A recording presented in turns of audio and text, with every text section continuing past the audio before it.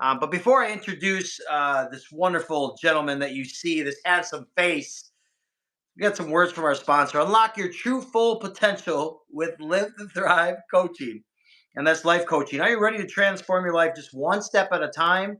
At Live to Thrive, we believe in the power of small, consistent improvements. Our unique framework focuses on becoming 1% better in mind, body, and soul. What do we offer? Thanks for asking. We offer the mind. We develop a growth mindset, enhance your mental clarity, and conquer those challenges with specific confidence and self esteem. We also incorporate the body, embrace a healthy lifestyle, boost your energy levels, and guess what? 3 published ebooks sent to your email as well as workouts, and then conquer those challenges with full confidence. And ultimately, body, or let me say that again, and ultimately, soul, discover your true purpose, cultivate inner peace, and live a life that is fulfilling and balanced. As a dedicated life coach with many years of experience, I will guide you on a personal journey of excellence and help you uncover your true full potential. Get rid of those obstacles, get rid of those things that are in the way. So tonight, it's time to have someone help you along the way to customize a plan that's tailored to your unique needs and aspirations. So join Live to Thrive today and start living your best and purposeful life. All you got to do is go to www.livetothrive.com to get or apply for that consultation. And our last sponsor for the evening before I bring on this important guest for tonight, unlock your better sleep with pain relief CBD oil. And guess what? It's Amish tested. I use this stuff. This stuff truly works. If you're struggling with sleepless nights or constant aches and pains, this premium CBD oil is trusted by the Amish community, and it's your solution for natural relief and restful nights. And guess what? We got a special offer for Framing New Heights listeners. For a special moment in time, we get 50% off at checkout with promo code New Heights. Why choose CBD oil? Well, I said it's almost tested. Better sleep, pain relief, and guess what? It soothes those aches and pain effectively. Don't miss out. Go to envitamins.com and use promo code New Heights to claim your 50% discount at checkout and join the Framing New Heights community. All right. Thank you all for listening. Now we get the good part. Man, I tell you, this guy, for many of you that are listening and you have been on with us, with me, and well with Tony, he has been, we were the pioneers. He was the peanut butter, I was the jelly, or vice versa, whichever one, whoever was Batman, whoever was Robin. Hey, everybody, welcome Tony Glover back to the show. Tony, what's up, brother? What up? What up? What up? What's going on, Mike? It's good to see you, bud. It's good to see you, man. Hey, fill Love fill you. everybody in. What's been the latest? What's going on? The latest and greatest.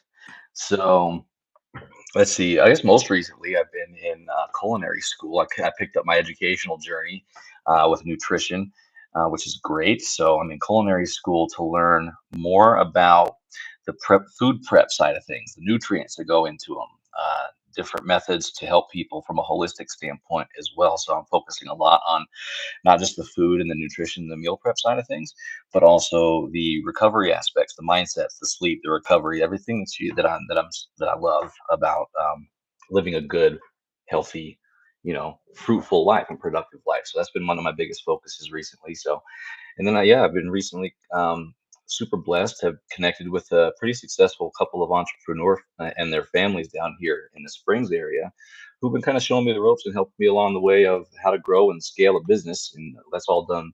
The business is done online, so internet marketing and things of that nature. So, man, I've just been keeping my head down, keeping focused, enjoying life, engaged in the church. Um, I'm part of a men's choir, which is awesome. So Wait, so you're singing? You're singing? I'm singing, man. Okay, I'm all right. singing. So I think you got to do the do re mi fa sol la ti do thing. Oh, I don't know if that's singing on command. I wasn't prepared for that. Hey, I'll tell you. I don't know if you never do this. I took choir in high school, and Nice. the true funny story. So my buddy and I walk in our junior year, and they're asking everybody, "Well, what are you? Are you alto? Are you tenor? Are you bass?" Right? And me and my buddy were like, "We're basses.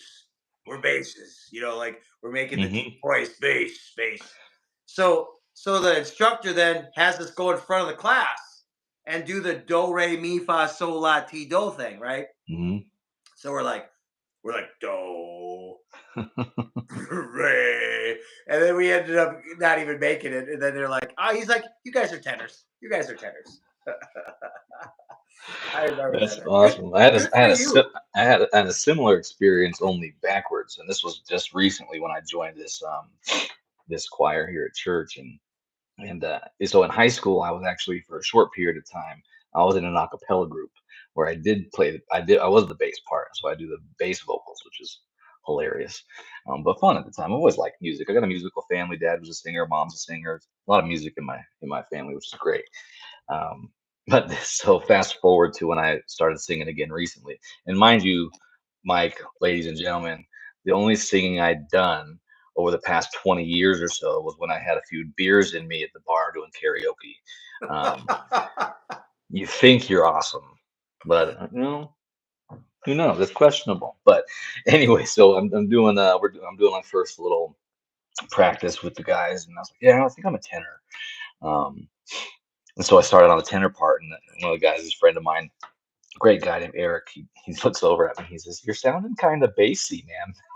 So there we go. Now I just sing the bass part. It's So a lot you're of fun. the That's Yeah, awesome. it's What? really enjoyable.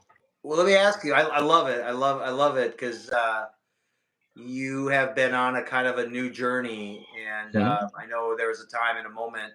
Because I've had people ask and send emails like, "Hey, where's Tony? What's going on?" I'm so glad we brought you back. Like, it sounds like you've really kind of been on a really fruitful journey. What really caused the thought of like A, going back to church, and then B, getting in the choir?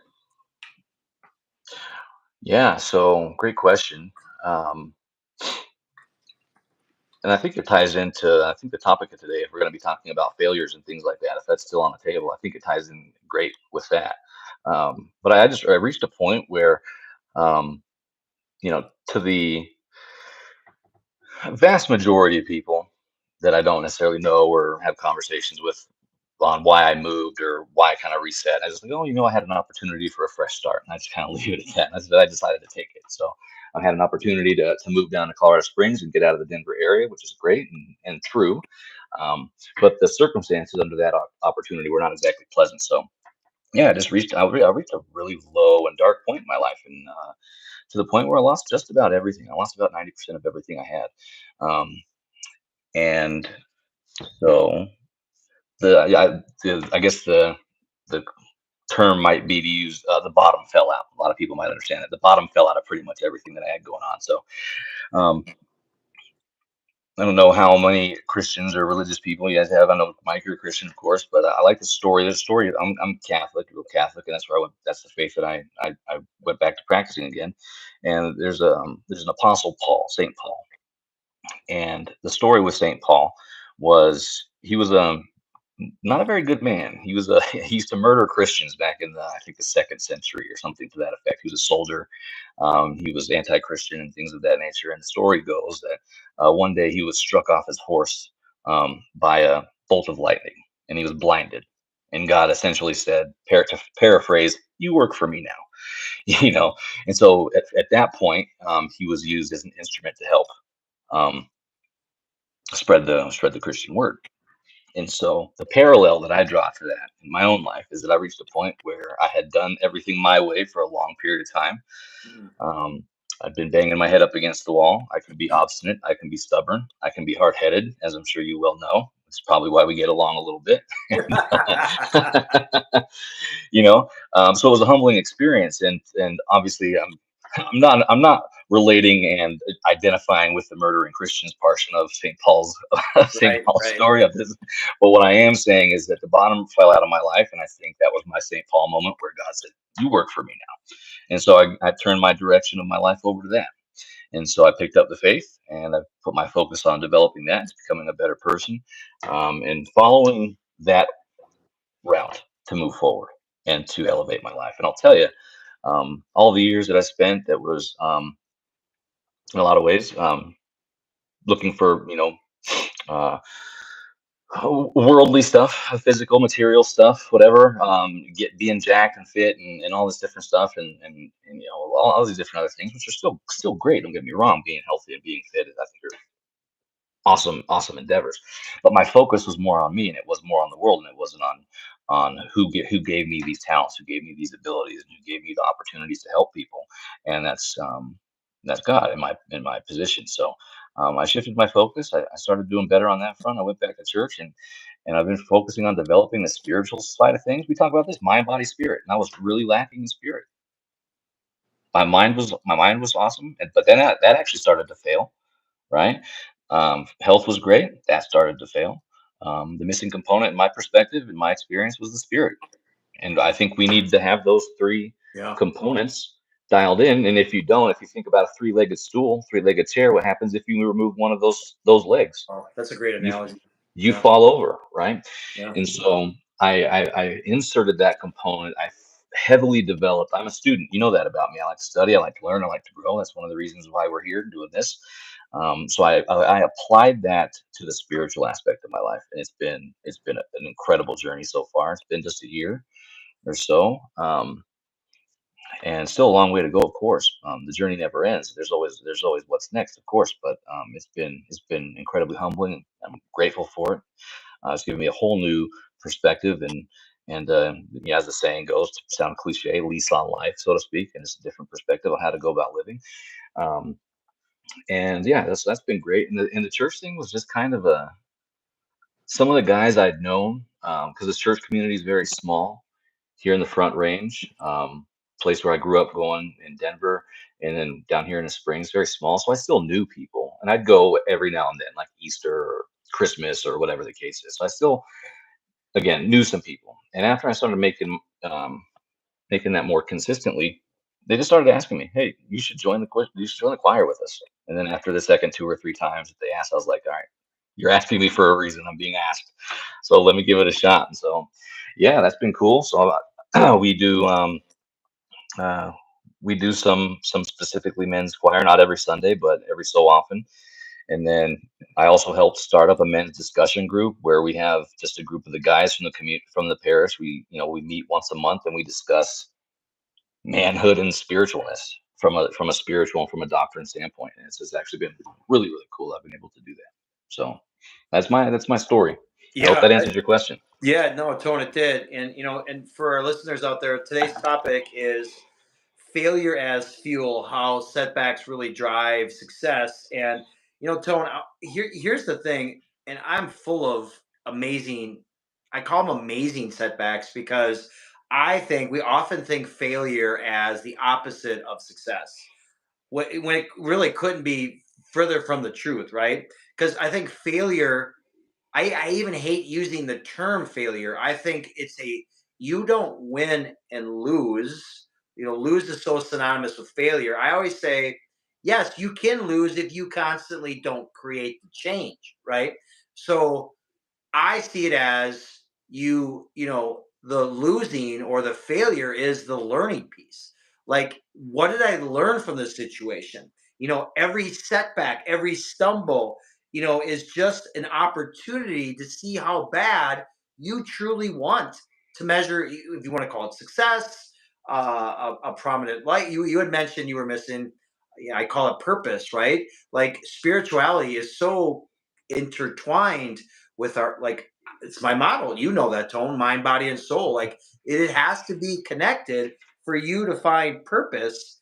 And it's interesting because I was thinking about this, and you know Thomas Edison, for example, he invented the light bulb, right? And then he said, I've not failed, but I've found 10,000 ways that don't work. And so many of us, we get on these journeys, and life, let's be honest, Tone, life's not easy. It's just not easy.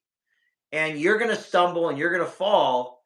And it's a matter of having that. I always like, I forgot what book it was, but there was this book where, like, there's a brick wall in front of you, right? And the most successful people can get to the other side of that brick wall. They have either learned to climb it, whether how high it was, they found the right tools to get up, to get around it, or not around it, but over it, and then digging on. Maybe there's a way for you to go under it. Maybe there's a way for you to go over it. There's no direct correlation for success. What are your thoughts like on what I just talked about?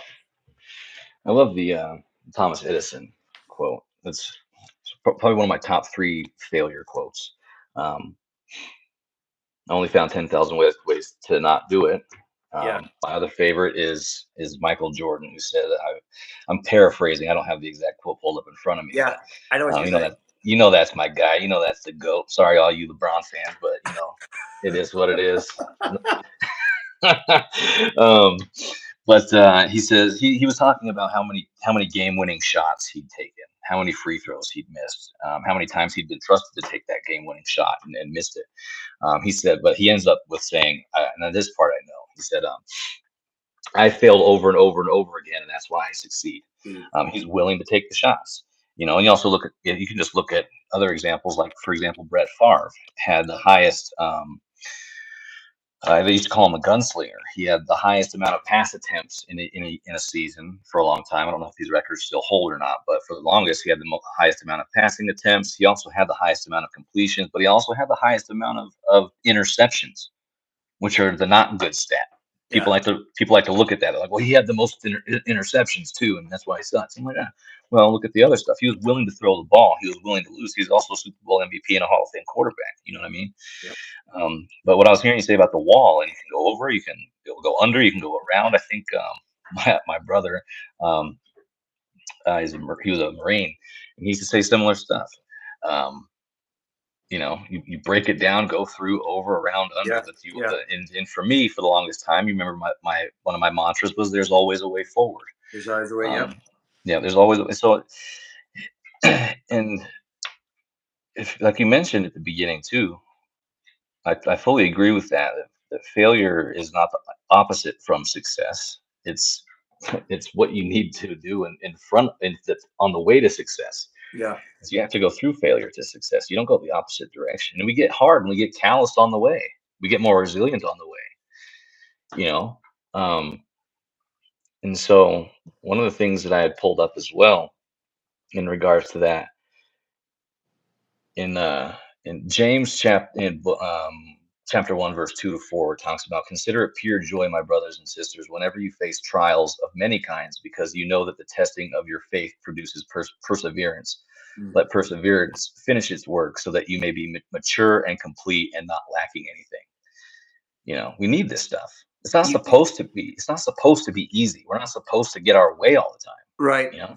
Right. And what's interesting with that, with you bringing faith into it, and one of my, so I'll share something that I've been really struggling with as a, I call myself reborn again Christian because I got baptized as a adult because I feel like when you're a kid you're kind of like forced, you don't really know baptism. But I kind of want to talk a little bit about what you had mentioned, and it talks also in the Bible about, I guess maybe I'm off topic a little bit, but that's okay. I think this is a good talking point here. Is we're supposed to tithe and we're supposed to give 10% of our earnings to Christ or the church, right? That we're part of. And God says, and it's been one of my goals. I've been reading the book of the Bible. I'm on Genesis like 43 right now, I think. I got the Bible app, and then my goal, one of my New Year's resolution goals was like, because the pastor's just been constantly like, if you haven't read the Bible, you got to read the Bible. So I've taken that on. But I want to get to my point. What I was saying here is, they say that, and I run a business, right? And I think there's a stat out there that 42% of startup companies fail because they don't know how to market correctly. Hmm. Well, I have had my business now that's been running for about 2 years. I'm still learning, I'm still growing, but I want to go back to what I was saying. Like, it says in the Bible that when we are able to tithe 10% of our earnings, God will bless us beyond abundance. So I think if anybody that's really listening and like struggling and failing, whatever word you want to use, learning, failing, falling, struggling, challenging, faith is sometimes really hard. Like, hey, I got a mortgage payment. So I'm supposed to take, 10% of what I earn and automatically give it to God. because God says that's what you're supposed to do. And that's one of my biggest struggles. I was having this conversation with a family member of mine, and she basically says, she's like, "You're stealing from God." And I was like, "Dang." I was like, "Man, I was like, I thought I was doing everything right. I thought I was, I thought I was reading the Bible correctly. And I'm a good person. I put the grocery cart away when I'm done shopping. All these things." And then I'm like, "Oh man."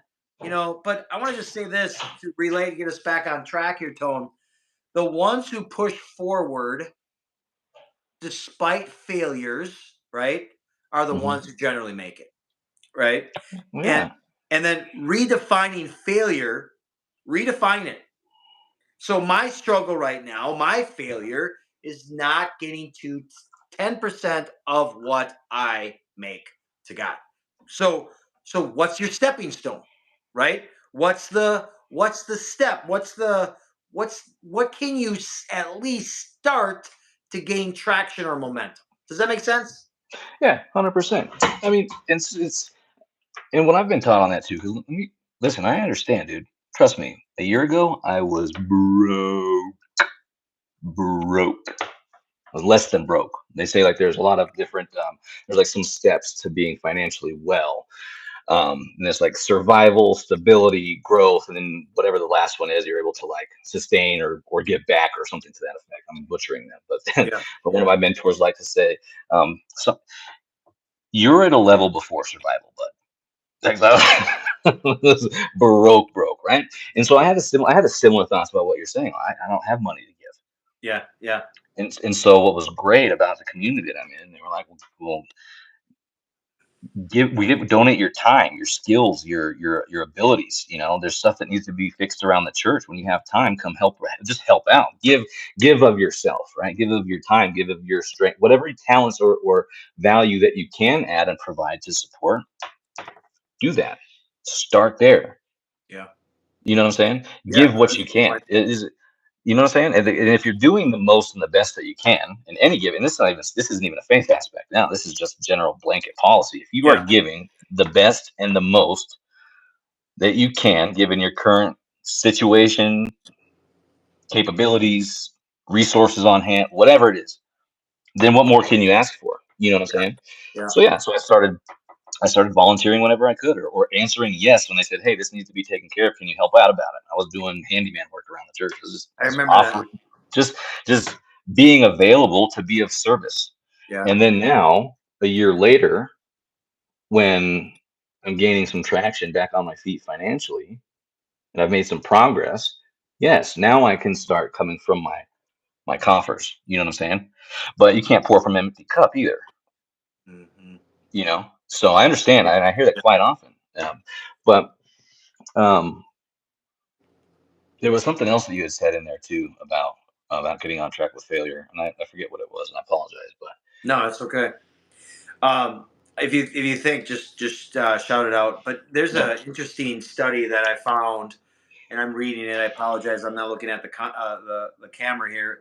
But it says a study published in Nature found that those who persisted after failure improved their chances of success Mhm. by 22% compared to those who give up. And so let's talk numbers for a second. A study from the University of Chicago found that people who experience early career failure were more likely to succeed long term than those who had instant success. And here's the other thing. And this study published in it's called Nature. Researchers found that those who persisted after failure increased their chances of up to 22%, like I just said, and nothing would stop them. I look at this, Tone, and I don't. You've been going to the gym. I've been seeing your posts. You know, remember once January hit, that parking lot. Remember Mhm. how crazy busy that parking lot was, where you would have to. I purposely knew. I always know once January, after January 1st rolls around, that I'm gonna probably have to park on the street and probably get my warm up in by walking to the gym. Right. Right. So what are we on? February 7th. This is being recorded. I see the parking lot Brother, I got a front row parking spot now early in the morning at the gym. Totally. I noticed the same thing this morning. This, yeah, again, like you said, the time of this recording, it's February 7th. And I've been going, again, I'm up at 3:45, 4 o'clock, I'm at the gym by 5. And even at the beginning of the year, it was busy then Yeah, yeah, at 5 a.m. for sure. Oh wow, And then yeah. I get there this morning and I was like, wow, it's quiet today. It's quiet, but it's nice. I like it. But yeah, you're absolutely right. But I mean, how can you expect to succeed if you give up at the first sign of adversity or failure, whatever the case? Right. And it's it doesn't math. It doesn't math.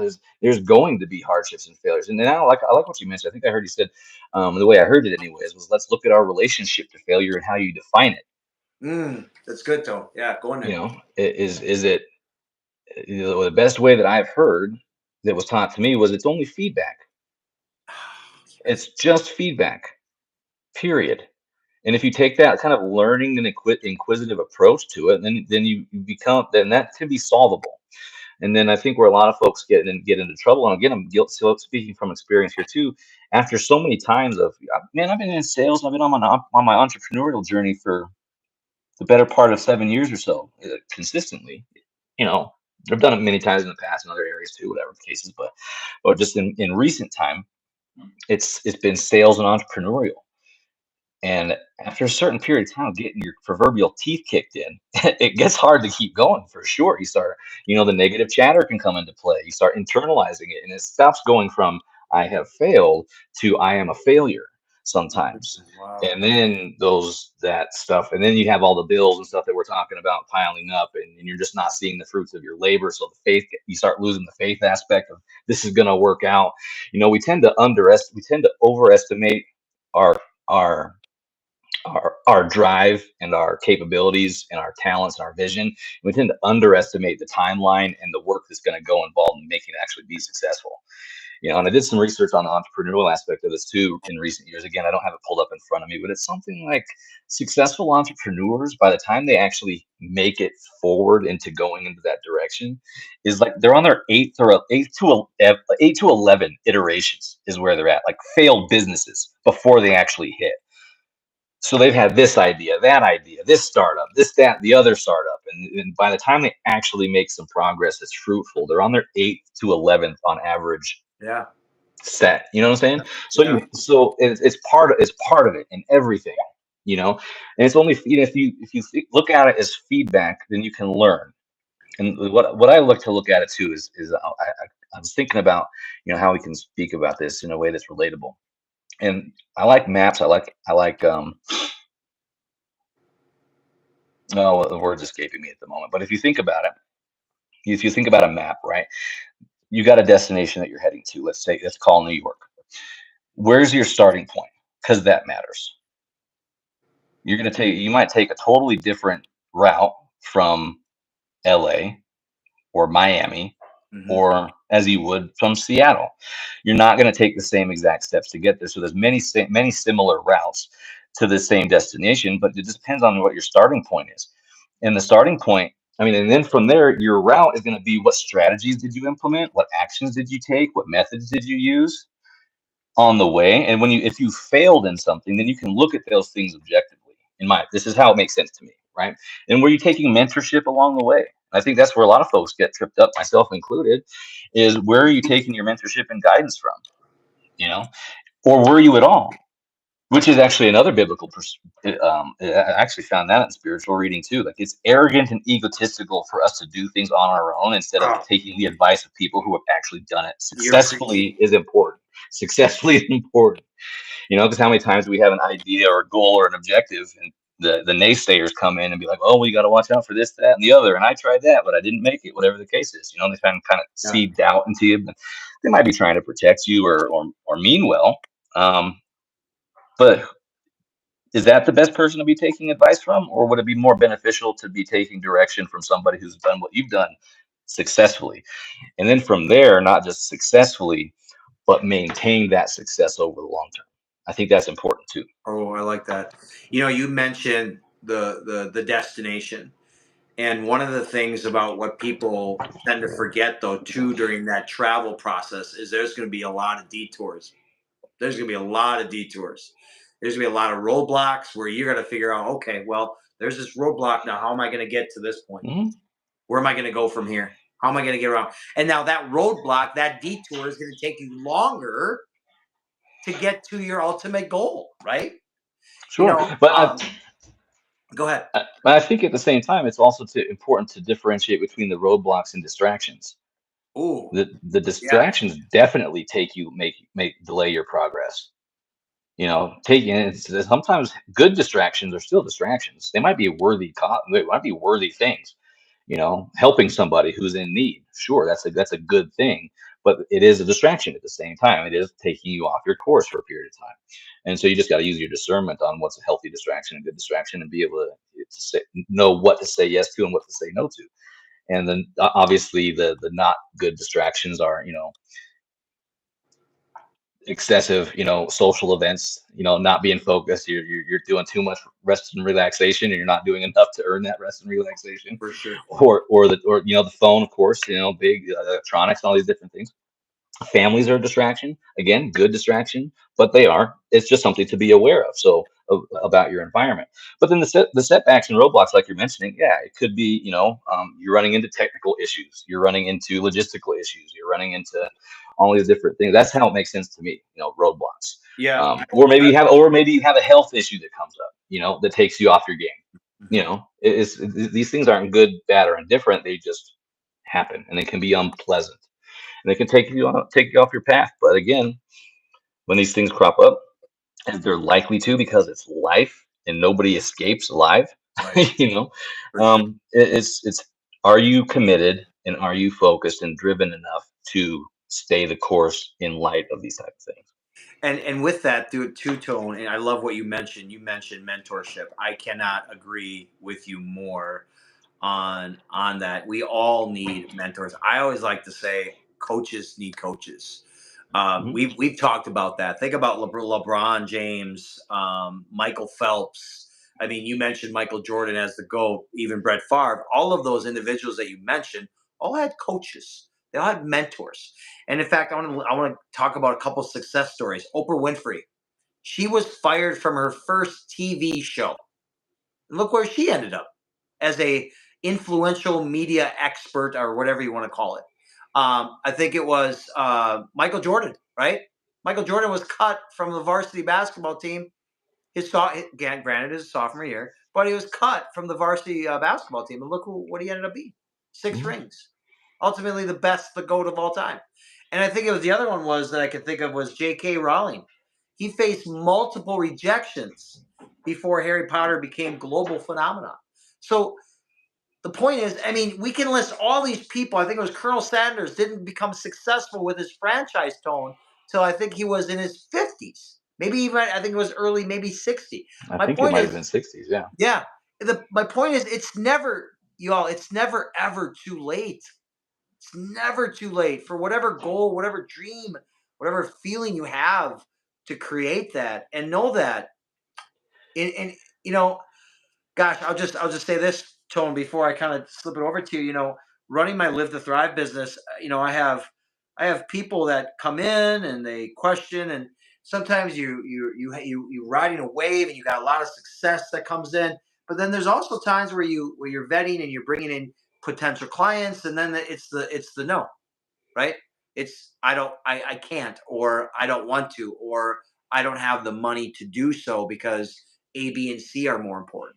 So, you know, I'm on that entrepreneur journey, and it's there are days where it's challenging. I am the focal point for my company.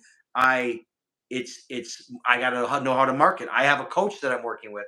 I have all these things and these integral parts that really help you. So I guess what I'm saying is find someone that's in your niche that can help you get the direction that you want. Hmm. Does that make sense? Yeah, 100%. It's got to be applicable. I don't go to my barber for financial advice. Yeah. He's a great guy. Great guy. He cuts my hair well, and Now you're I've crispy. been, Hey, are you wearing yeah, the hat on because you didn't get a haircut or what? crispy clean, man.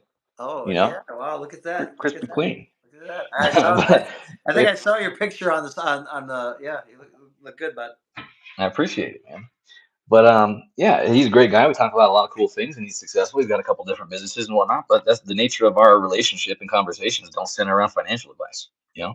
So you have it matters. You got to find people who align with where you're trying to go, what you want to accomplish, and that doesn't have to be anything big too. I was in there like, yeah, we're talking about all the greats and everything that that lived throughout history, successful in a lot of different areas. But it doesn't have to mean that you need a big, huge dream or vision to change the world or shake up things or anything like that. But maybe just be the best you can be in your world, and that's totally okay. We don't necessarily need to have these big nine-figure dreams.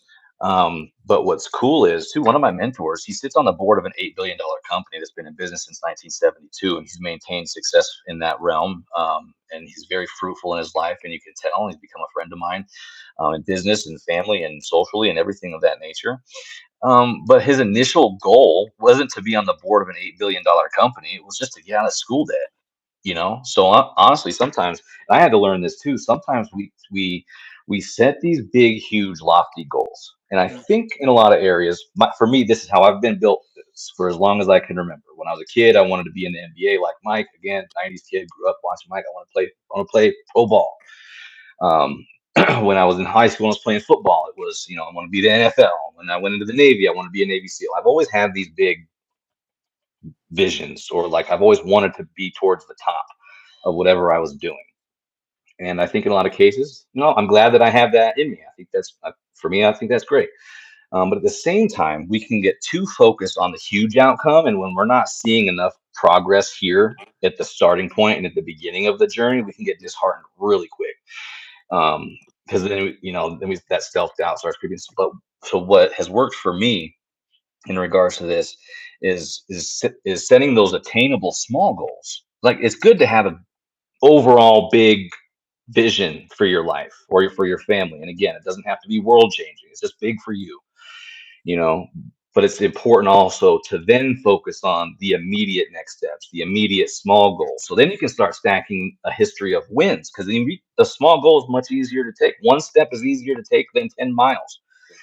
And then you start winning a little bit. You start building a little bit of confidence. And the failures aren't so great. They're not so big. The lessons aren't so big, but the wins, you can start stacking that and you start building some self efficacy and some trust and some confidence in yourself along the way.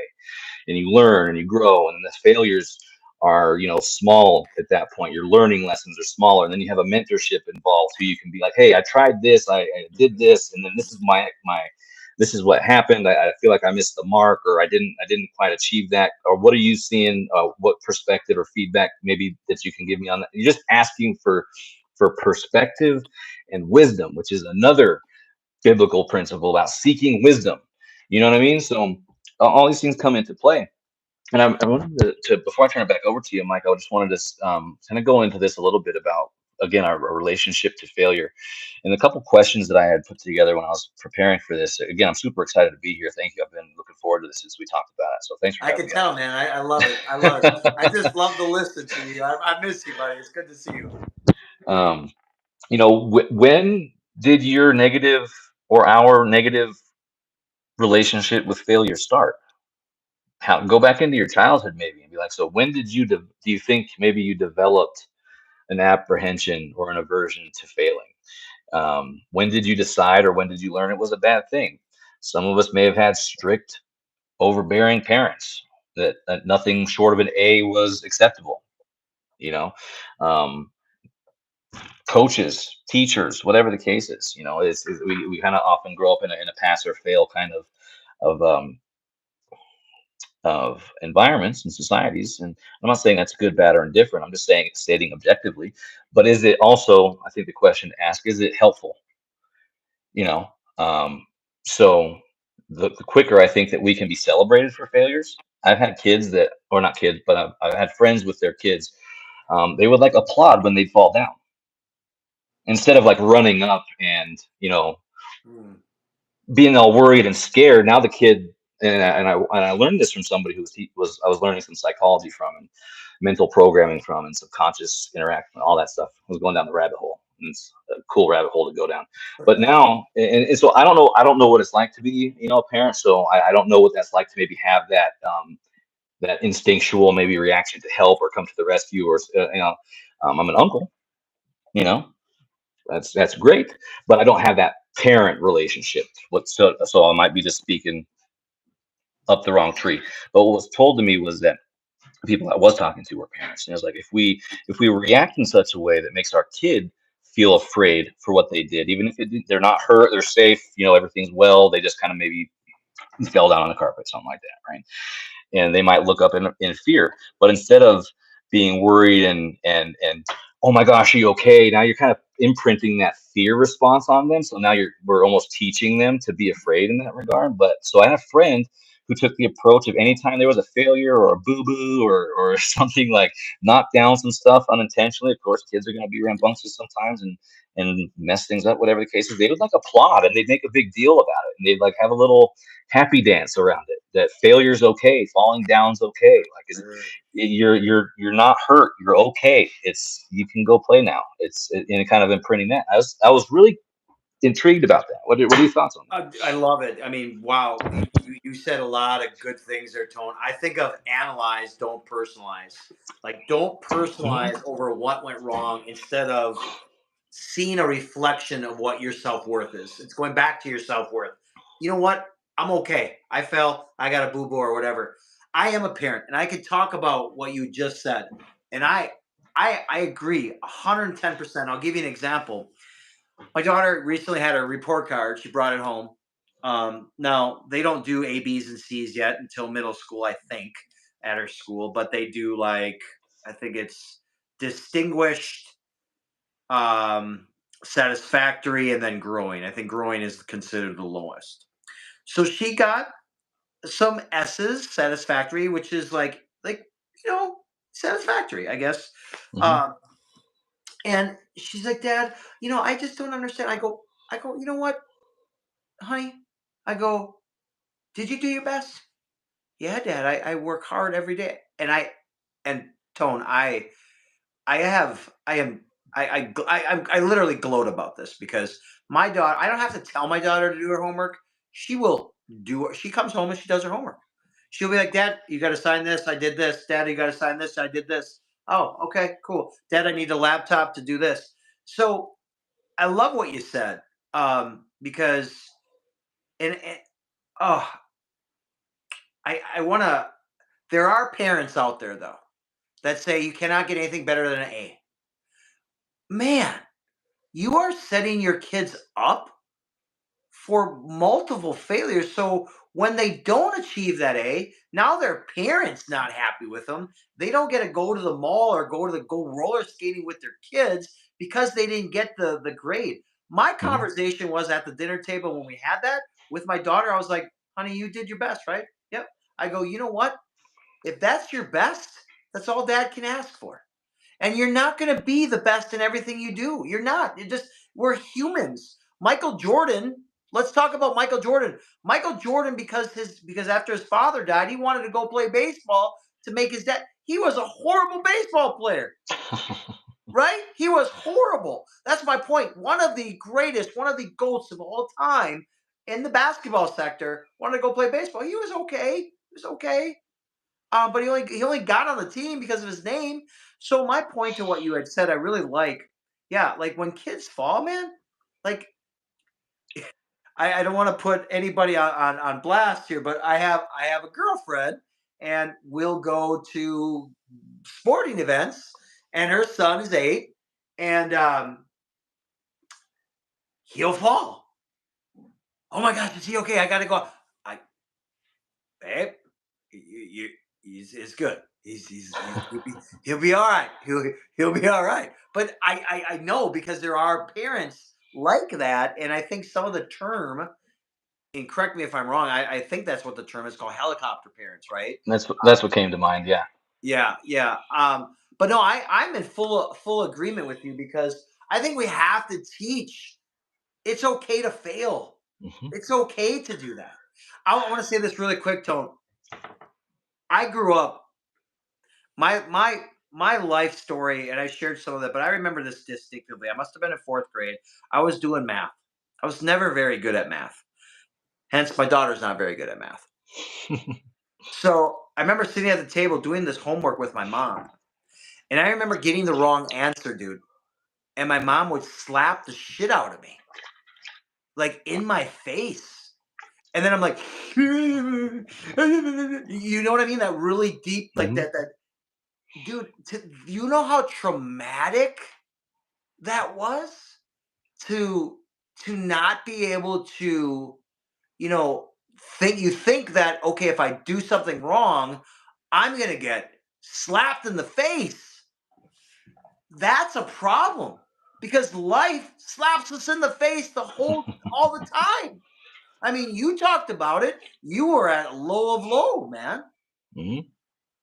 So I feel you, dude. You're right on. You're point on all that.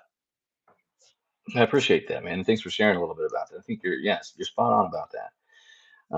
That's where that stuff, those relationships, again, analyzing our relationship to failure. When did I learn, or how did I learn that it was something to be avoided? Yeah. And even from my experience in the military, it's a very pain-driven, motivational space. We don't have sayings and adages like the beatings will continue until morale improves for no reason. You Yeah. know, you know Yeah. what I mean? And so when you're in certain high stress environments too, failure can quite mean death. It can quite literally cost people's lives.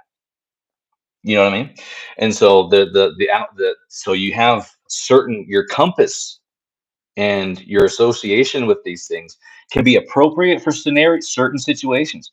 So in some scenarios, it's super important to understand what's a failure and what's a success and the consequences of those outcomes. But sometimes those things we learn are through survival, and they mean survival, and they're only supposed the thing about survival situations as a kid. That's what we're forced to, but we're in survival. We can't fend for ourselves, so we're in survival mode because we cannot yet fend for ourselves. That's a fact. We might have to adopt certain behaviors, traits, and things of that nature. While maybe if we come from an unpleasant upbringing or a toxic household, whatever the case is, that's a survival environment. So we become more concerned with how are we going to survive today. And so we adapt to these things in our environments. But the thing about survival situations that they're not meant to be prolonged. They're meant to serve a purpose for a short period of time. Yeah. But when we stay stuck in those survival modes, using those survival responses, they tend to bleed over into areas of life that they're not necessarily meant for, and they can cause more problems. Again, I'm just kind of looking at this relationship with failure and outcomes from different perspectives, and so we just need to learn maybe more healthy coping mechanisms. Sometimes when we fail, we might turn to the emotional eating, which is a big thing for people. How do we respond to failure when we encounter something that's unpleasant? Whether that's a failed relationship or a failed business endeavor or just a quote unquote crappy day, um, are we running to the ice cream? Are we running to the gym? Are we running to the bottle? And are our responses healthy or not? And if we need to, all we need to do is just maybe we can find an outlet, a healthy outlet, and replace those negative or unhealthy coping mechanisms with healthy coping mechanisms. So when I do experience failure or setback or hardship, whatever the case is, first I can turn to God because He's always there no matter what. And then maybe reach out to a trusted friend, a trusted mentor. That's where mentorship and coaching comes into play. So when you have somebody to fall back on when you experience these these hardships and setbacks. And I get what you said. I think growth mindset I think of right away.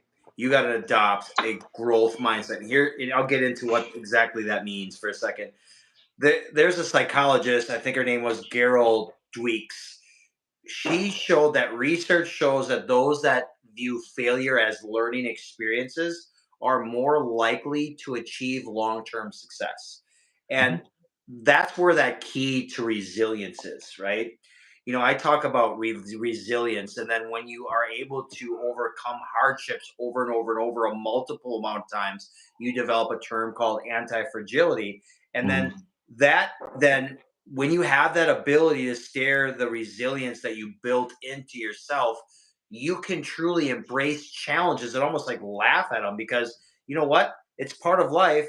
And that's how the greatest success occurs. Another guy. Oh, I'm losing my thought process. Family Feud guy. What was his name? Tone. Which one? The recent one, Family Feud guy. Steve Oh, Harvey? yeah, Steve Harvey. When he told his family that they wanted to, they laughed that he wanted to be a comedian. They all laughed at his face. Hmm. So, remember, you should have a call to action to own failures to ignite your success. And where you failed is how you can use that as leverage to overcome, to what can I improve on? What can I change? What is something that, like for me right now in my business, there's an area that I am extremely lacking.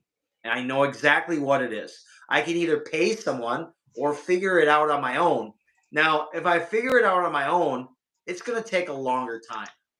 I can pay a coach; they'll do it for me. It narrows that gap, right? That gap. So that's why coaches and mentorship is absolutely critical.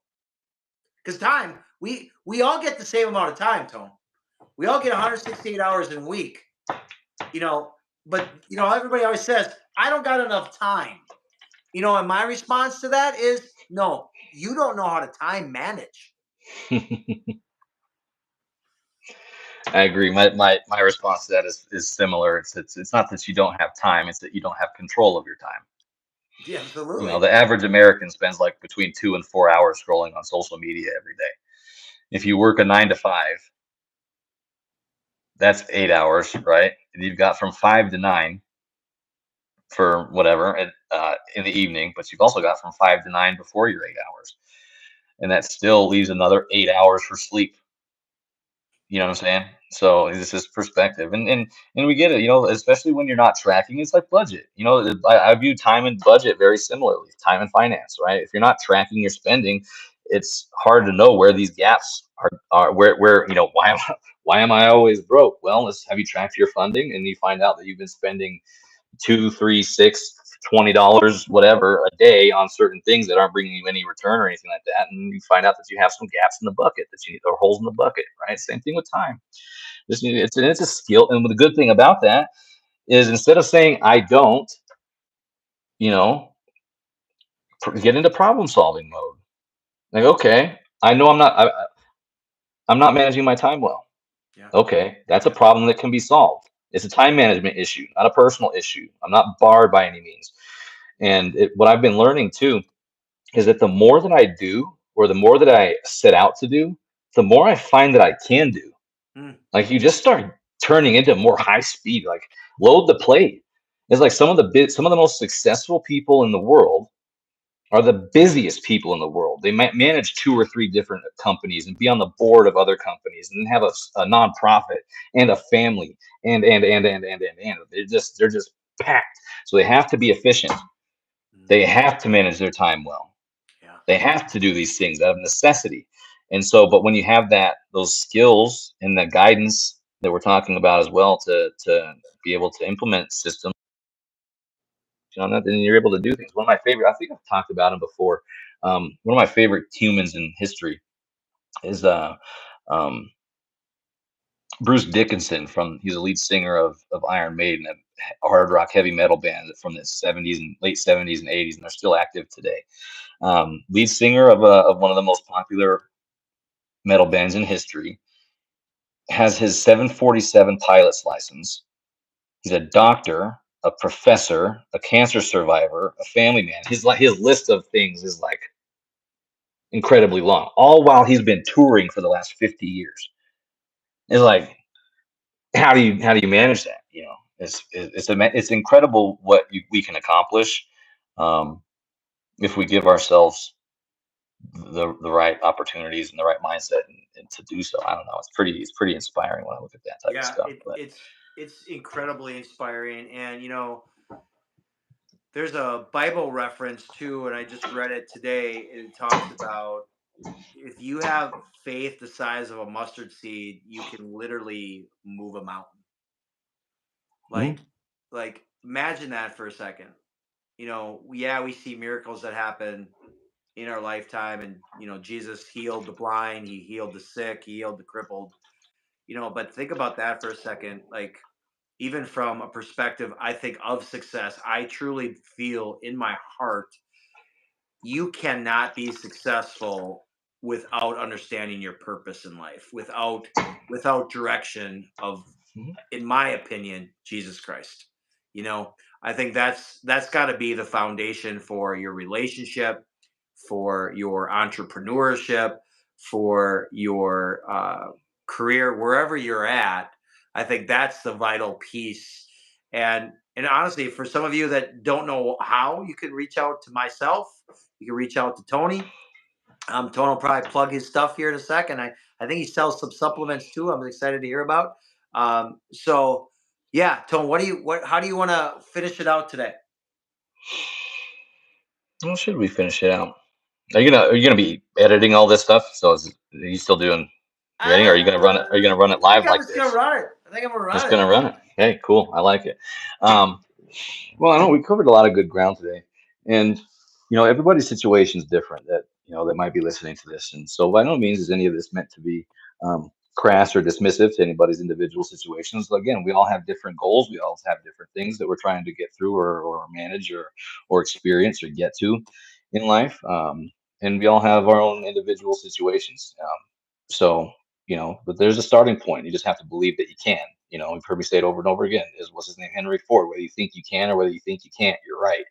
you know and so just look at your priorities. I like to say, and this one actually got me some heat from people, is that similar to what you were saying. We all have the same 168 hours in a week, and people are like, well, you don't know what I have going on in my life, and this that and third and the other. And I was like, well, we all have the same 24 hours, but we have different priorities. And so you just have to look at your own list of priorities and analyze that. And do you have something that you want to make changes on, some things that need to go in order to get to where you want to go, whatever that might look like for you? Maybe it's just a raise. Maybe it's just a better job position, whatever it might be. Maybe it's just spending more time with your family, whatever it might look like. And then do the actions and priorities and behaviors, how important it is to you. Everything else is kind of start auditing yourself. We're seeing that in the government right now. They're auditing everything from top to bottom, and people are freaking out about that. And that's another thing too. If I could give some perspective, is just don't be afraid to don't be willing to look within, be able to look at yourself uncomfortably in the mirror and analyze where you're struggling, where you're failing, where your weaknesses are, and what might need to change in order to get to where you want. But one of my favorite quotes that I'll leave with on this is from Jim Rohn. He's one of the pioneers of personal development and motivational speaking. I really love the guy.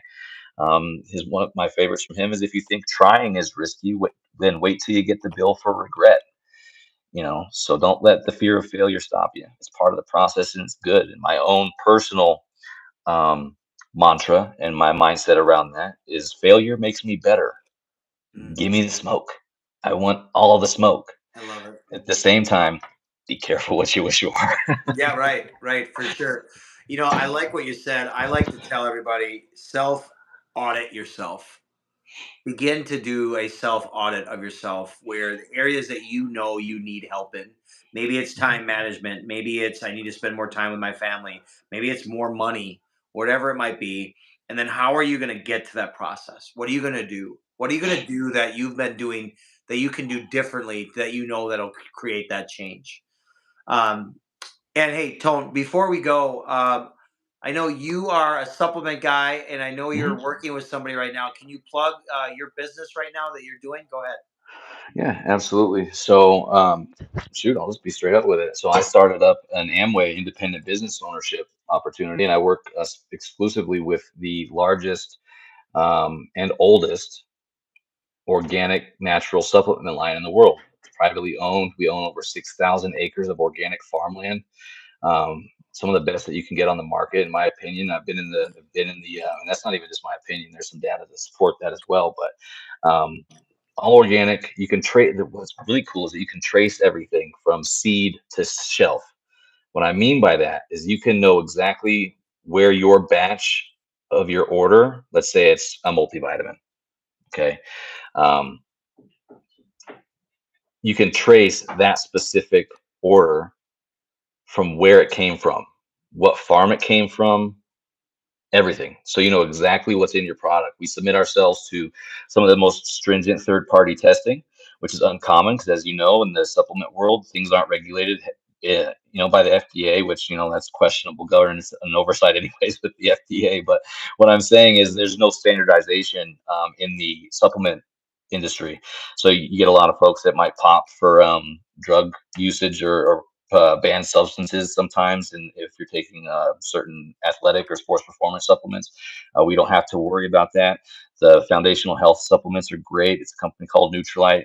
Feel free to reach out if you want to learn more about that. I'm happy to do a consult with you on that, because I offer a boutique one-on-one individual VIP experience. So it's really cool. I can do totally personalized approach to things, and it's based on budget. Um, Again, third party tested from the highest organizations, so you know exactly what's in every dose, every bottle. Everything that you're getting is what it says it is, in the proper amounts, standardized and traceable back to where it actually came from in the planet. And they're also the leader in environmental stewardship as well. So what that means is just being friendly farming practices. And one of the things that's cool about that is, for pest control, they use trained falcons on their farms to keep out the uh, the pests and the critters away from the farmland. They use falcons. They don't spray pesticides and stuff. Um, they use like ladybugs to kill the other bugs in the area, so that it keeps it clean. So it's super cool practices that they do. It's really amazing. They've been around 95 years, I think, at this point now. So they were doing supplements before supplements were cool, and that's partly why I think you said I look so nice, young, bright, and sparkly. The fountain Look at of this youth guy, is man. just It's a hey. putting quality stuff into your body, you know what I mean, and That's your mind. yeah. That's the key in loving yourself, man. And a lot of people don't know how to love themselves and self care. That's a wholly different topic. Hey, Tone, it is a blessing to have you back, brother, and appreciate the golden nuggets that you provided with everybody today. And you know our outro, man. You know the outro. You ready? Let's hit As it. always, 1% better in mind, body, and soul. Stay flexed. Stay flexed. All right, brother. It's good to see you, man. You too, man. All right. I didn't listen and take your advice because my phone's about is like 10%. I'm glad we finished what we did. So I thought it would be good. I was like, it was like 90%, and like my phone dies so soon. But dude, it's good to see you. Stay in touch, my friend. Yeah, likewise. I'll my contact information is still the same. My email, my phone. So if you, I don't know if you're gonna put that in. I didn't give that information out, but if you want to plug that in Yeah, I in will the put all that in. whatever, and people would reach out to me directly. It's not something so much that, I mean, people can certainly go directly to my store. I can give you the link to my store. Send me the link Um, to your store too. Yeah. yeah, and then, yeah, if there's something that you're interested in, and I can send you some samples or something like that too, that'd be great. Whatever. But you can also just put my link to my I'm store gonna in the text you. I'm gonna bio or text you some description. But supplement, some samples. Yeah, yeah, for sure. um, if you're on tomorrow, what do you have going on tomorrow at 4 p.m. your time? I got a client call tomorrow. You got a client call? It'll be 3 o'clock my time, four for you. Okay, cool. Because I'm doing a health event on Zoom. I got probably 8 people are showing up, so it'd be Send me the great. link. If I've got I'll time, send I'll pop in. if you can make it, that'd be great. But Okay. if not, like, again, we can always just do something one on one or whatever. But again, you're my boy, and I'm not trying to turn you into my client necessarily. All But good, brother. All right. but yeah. Appreciate you, man. So likewise, dude. Love you, man. And Love you, brother. when do you think you're gonna drop this one? Next Wednesday. Oh, it's gonna drop quick. Okay, cool. Mm-hmm. Good. Well, I'm glad we did this, man. Thank you. Me too. Good seeing you, brother. You too, bud. Talk soon. Love you. Love you.